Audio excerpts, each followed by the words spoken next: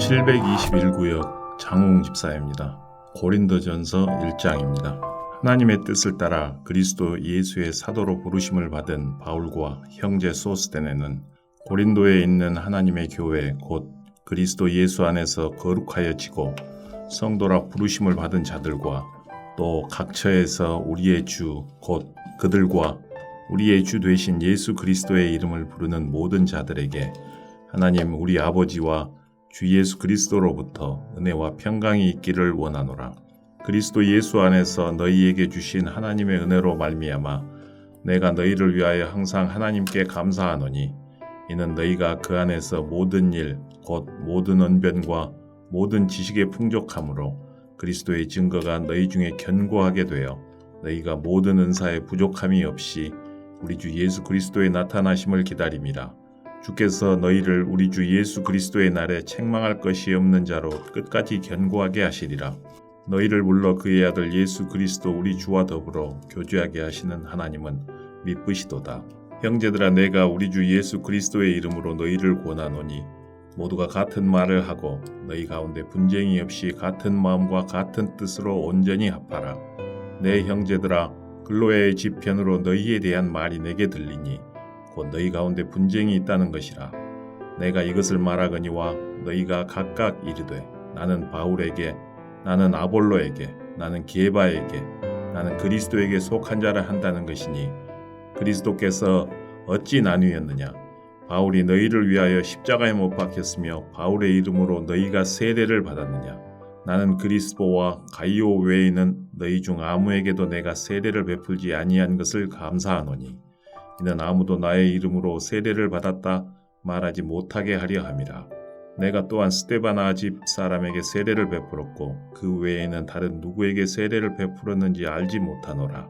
그리스도께서 나를 보내심은 세례를 베풀게 하려 하심이 아니요 오직 복음을 전하게 하려 하심이로되 말의 지혜로 하지 아니함은 그리스도의 십자가가 헛되지 않게 하려 함이라.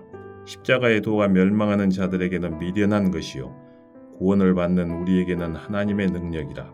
기록된 바 내가 지혜 있는 자들의 지혜를 멸하고 총명한 자들의 총명을 폐하리라 하였으니 지혜 있는 자가 어디 있느냐 선비가 어디 있느냐 이 세대의 변론가가 어디 있느냐. 하나님께서 이 세상의 지혜를 미련하게 하신 것이 아니냐.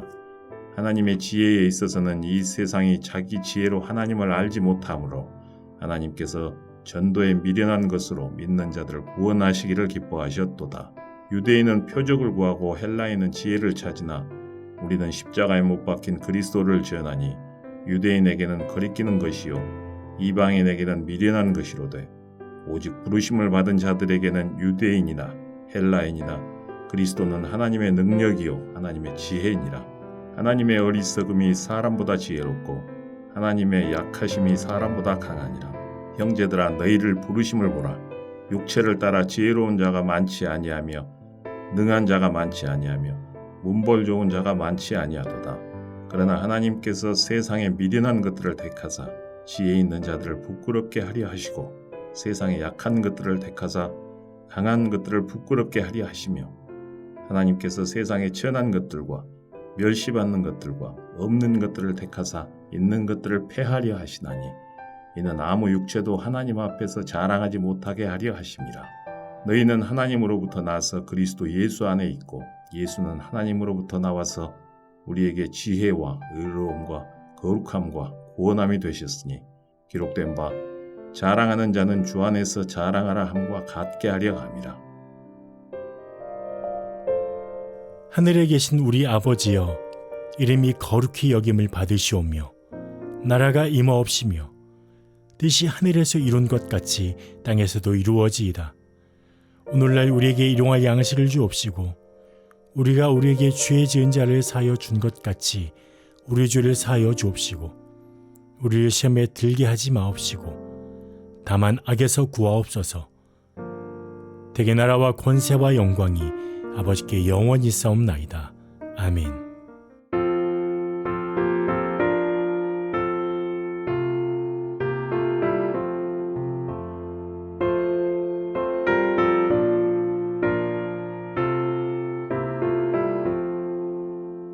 너 성결 기위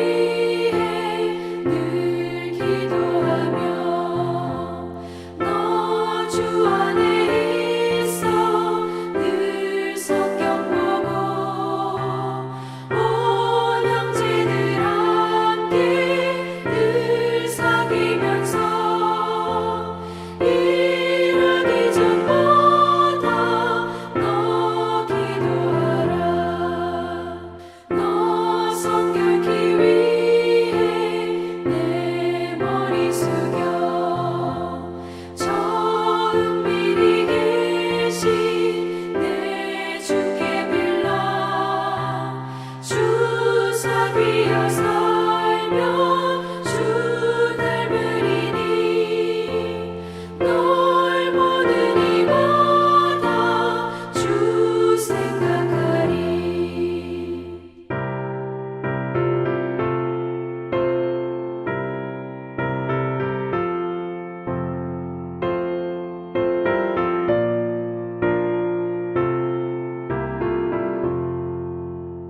너 성결케 위해 주 따라가고 일 다급하여도 다 멈지 말고 잠재가 올 때나 또 슬플 때나 너 주님만 믿고 늘 따라가라. 너 성결케 위해 늘 기도하며 내 소원을 주께 다 맡기어라. 너 성령을 받아 주 섬겨 살면 저 천국에 가서 더 잘 섬기리.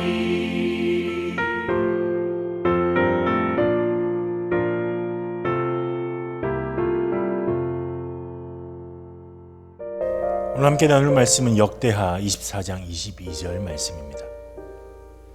요아스 왕이 이와 같이 스가랴의 아버지 여호야다가 베푼 은혜를 기억하지 아니하고 그의 아들을 죽이니 그가 죽을 때 이르되 여호와는 감찰하시고 신원하여 주옵소서 하니라. 전래 동화를 보면 은혜 갚는 이야기가 참 많이 있습니다. 가장 많이 알려진 이야기는 은혜를 갚은 까치 이야기입니다. 또 거기에 은혜 갚은 호랑이, 은혜 갚은 뱀, 은혜 갚은 두꺼비, 이런 비슷한 이야기들이 많이 있습니다. 왜 이런 이야기들이 전해질까요? 사람들은 은혜를 갚지 않고 오히려 원수로 갚는 사람들이 많기 때문이 아닐까요? 오늘 본문에도 은혜를 원수로 갚는 사람이 등장합니다. 바로 요아스 왕입니다.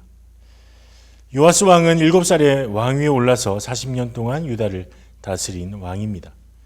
요아스에게는 아주 중요한 조력자가 있었는데 그 사람은 바로 대제사장 여호야다였습니다. 대제사장 여호야다는 요아스 왕이 하나님 보시기에 정직하게 행하도록 도왔습니다.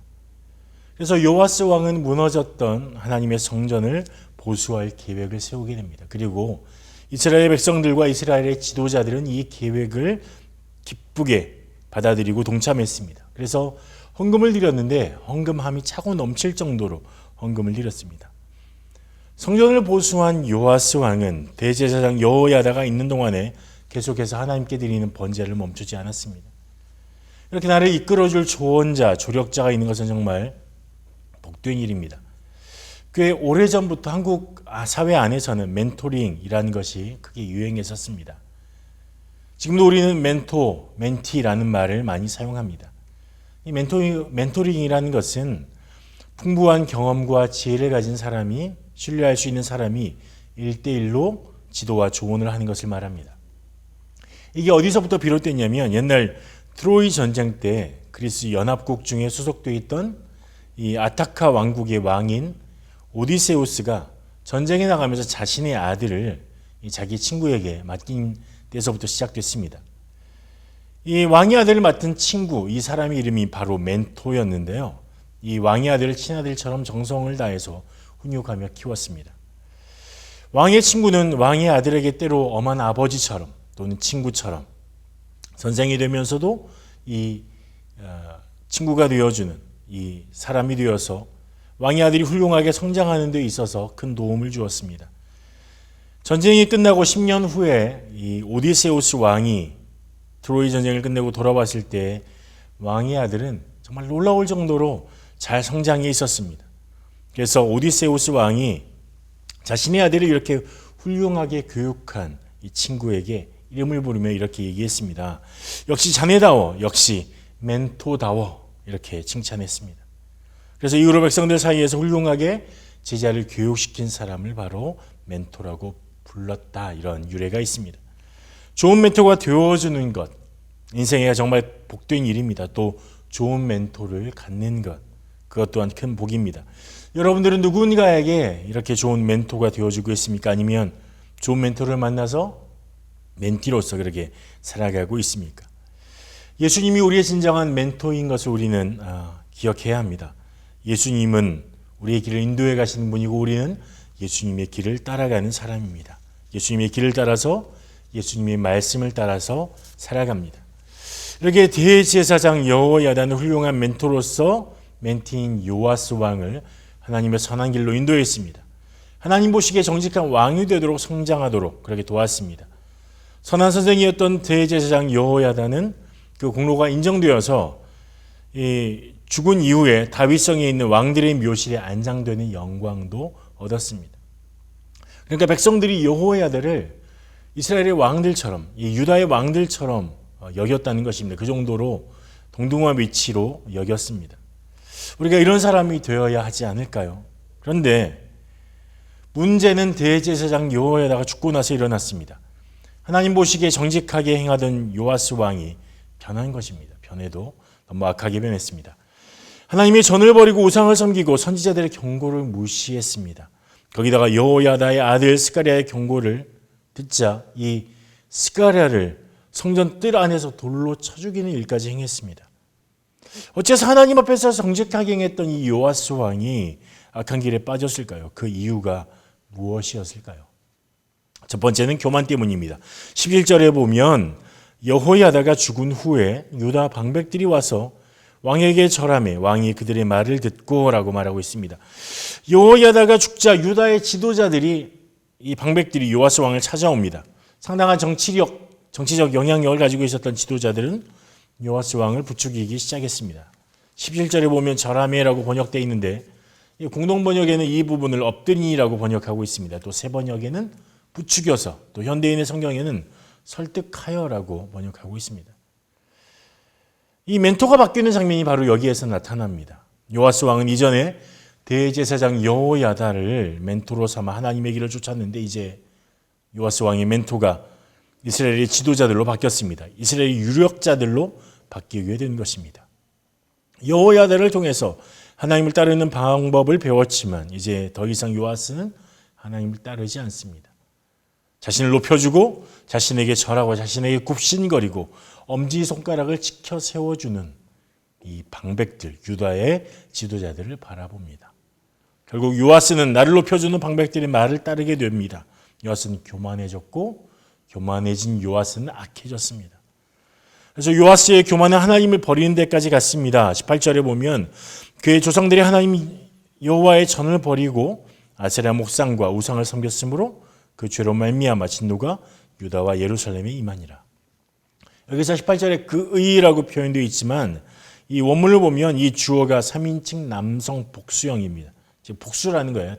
다른 사람들, 한 사람만이 아니라는 것입니다. 요아스 왕뿐만 아니라 이스라엘 백성 모두 다 하나님을 버리고 아세라 목상과 우상을 섬겼다는 것을 우리에게 보여주는 것입니다. 이전에는 성전을 보수하고 재건했던 요아스 왕이 이제는 여호와의 전을 버렸습니다. 그리고 우상에게 가버렸습니다. 왜냐하면 교만 때문입니다. 요아스 왕은 더 이상 하나님을 바라보지 않았습니다. 나를 바라봐주는 신하들, 그들을 통해서 하나님 보지 않고 자기만 봤습니다. 하나님을 보지 않고 자기만 바라보는 교만은 결국 악으로 가는 것을 우리는 기억해야 합니다. 악의 길로 빠지는 두 번째 이유는 듣지 않기 때문입니다. 하나님의 말씀을 들어야 하는데 거절했습니다. 19절에 보면 그러나 여호와께서 그들에게 선지자를 보내사 다시 여호와께로 돌아오게 하려 하심에 선지자들이 그들에게 경고하였으나 듣지 아니하니라 말씀했습니다. 교만으로 인해서 악한 길에 빠져서 하나님 대신 우상을 섬기는 요아스 왕에게 하나님은 선지자들을 통해서 경고하십니다. 하나님께서 돌아오길 원하셨습니다. 그런데 요아스 왕은 듣지 않았습니다. 요아스를 향한 경고는 한 번이 아니었습니다. 지속적으로 하나님은 선지자들을 보내서 하나님께 돌아오라고 경고하셨습니다.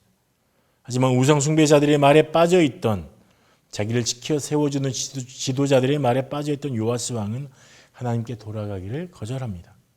하나님 말씀 듣기를 거절했습니다. 듣지 아니하리라 하는 말에는 듣지 않으려고 완강하게 버티다라는 의미가 담겨 있습니다. 요아스는 하나님의 말씀 듣는 것보다 자기를 지켜 세워주는 이 우상숭배하는 지도자들의 말을 더 좋아했습니다. 그리고 하나님의 경고를 완강하게 거절하고 거부했습니다. 하나님께서는 지속적으로 경고했지만 이 경고는 무참하게 무시됐습니다. 우리가 하나님의 말씀을 듣기를 거부할 때 결국 우리는 악에 빠지고 맙니다. 하나님의 말씀이 벗어나는 일은 결국 우상숭배의 길, 악의 길로 들어가게 되는 것입니다. 악의 길로 빠지는 세 번째 이유는 은혜를 기억하지 않기 때문입니다. 하나님의 영이 대제사장 여호야다의 아들이자 스가랴에게 임했습니다. 이 스가랴, 제사장 스가랴는 백성들 앞에서 엄중한 경고를, 하나님의 경고를 선포합니다. 하지만 우상숭배를 하던 요아스를 우상숭배로 이끌었던 유다 지도자들은 이것이 못마땅했습니다. 그들의 속을 긁어놓았습니다. 자신들에 대한 스가랴의 비판을 참을 수가 없었습니다. 그래서 스가랴를 없앨 음모를 꾸밉니다. 그리고 요아스 왕을 충동질해서 꼬드겨서 결국 요아스 왕은 자신의 진정한 멘토이자 스승 그리고 아버지 같았던 이 여호야다 그리고 이 여호야다의 아들인 스가랴 제사장을 성전들에서 돌로 쳐 죽이고 말게 됩니다. 여호야다가 베푼 은혜를 요아스를 하나님의 길로 이끌었던 그 은혜를 배신했습니다. 여기서 은혜에 해당되는 이 원어는 헤세드라는 말인데 이 헤세드라는 말은 변함없는 사랑을 표현해 줍니다. 한 번 사랑한 것이 아니라 끊임없이 요아스를 지지해주고 요아스를 이끌었던 그 사랑을 성경에서는 헤세드라는 말로 표현하면서 이 여호야다의 사랑을 우리에게 보여주는데 이 끊임없는 요아스를 향했던 이 여호야다의 사랑을 이 요아스가 배신한 것입니다. 하나님의 경고가 듣기 싫어서 여호야다의 아들 제사장 스가랴를 죽이고 말았습니다. 왜냐하면 과거의 은혜에 대한 기억을 지웠기 때문입니다. 은혜를 기억하지 못했기 때문입니다. 더 이상 그 은혜가 나를 요아스를 붙들고 있지 않았기 때문입니다. 은혜를 기억하지 못하면 은혜를 저버립니다. 하나님의 은혜를 기억하지 못하면 하나님을 저버립니다. 우리 안에 항상 하나님의 은혜를 담고 있어야 합니다. 하나님의 은혜에 대한 기억이 내 안에 흐르도록 해야 합니다. 그래야 하나님의 그 은혜에 떠나지도 배반하지도 않게 됩니다. 오늘 하루를 살아가면서 악의 길을 버리고 교만을 버리고 하나님의 말씀에 귀를 기울이며 은혜의 기억이 내 안에 살아 숨쉬도록 살아가시길 축복합니다. 기도하겠습니다. 하나님, 우리를 악의 길에 떠나길 주님, 우리를 악에서 벗어나게 하길 간절히 소망합니다. 요아스의 길을 버리고 하나님이 이끄시는 대로 주님의 길을 따라서 교만하지 않고 하나님의 은혜를 기억하며 그 은혜를 붙들고 은혜가 넘쳐서 우리가 하나님의 은혜로 살아가길 소망합니다. 하나님을 떠나지 않는 은혜를 허락하여 주시옵소서. 오늘 하루 동안 주님의 은혜 안에 풍성하게 젖어 그 은혜의 기억을 쌓아가며 살 수 있는 하나님의 은혜를 허락하여 주시옵소서. 예수님 이름으로 기도합니다. 아멘.